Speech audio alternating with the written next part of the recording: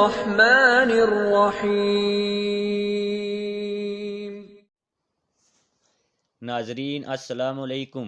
ناظرین، ہم جس بھی نیت کے ساتھ جس بھی مقصد کے لیے وظیفہ کریں، جو بھی وظیفہ کریں اس کو کامل یقین کے ساتھ کریں، تاکہ وظیفے سے کسی بھی قسم کا نقصان ہونے کے بجائے ہمیں فائدہ ہی فائدہ ہو، کیونکہ ہم سب اس بات سے واقف ہیں کہ جس کام کو اچھی طرح انجام دیا جائے اس کام کے ہی ہمیں فوائد حاصل ہوتے ہیں۔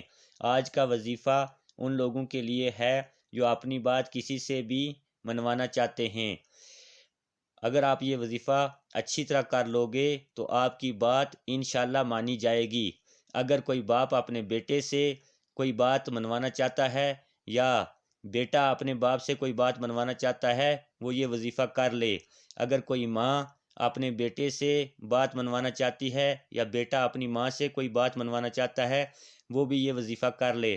اگر کوئی شوہر اپنی بیوی سے یا بیوی اپنے شوہر سے بات منوانا چاہتی ہے تو وہ یہ وظیفہ کر لیں، انشاءاللہ فائدہ ہی فائدہ ہوگا۔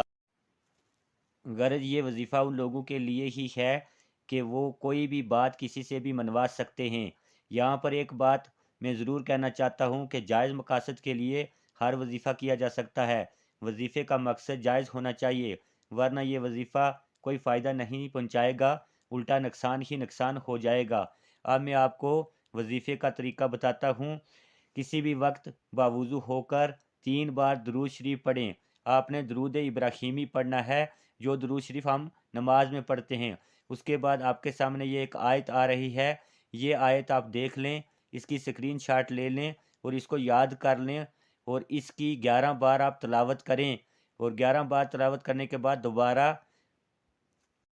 3 بار درود شریف پڑھیں، دوبارہ 3 بار درود ابراہیمی ہی پڑھنا ہے۔ اب آپ آیت سنیں۔ ان اللہ له ملک السماوات والارض یحیی ویمیت وما لکم من دون اللہ من ولی ولا نصیر۔ اب آپ نے یہ آیت سن لی ہے اور میں نے آپ کو وظیفے کا طریقہ بھی بتا دیا ہے۔ امید کرتا ہوں آپ سب کو اچھی طرح سے سمجھ آ گئی ہے، تو آپ صدقہ جاریہ سمجھ کر اس آیت کو آگے شیئر کریں تاکہ بہت سارے لوگوں کو اس کا فائدہ ہو، اور برائے مہربانی اس چینل کو سبسکرائب کریں۔ السلام علیکم ورحمۃ اللہ وبرکاتہ۔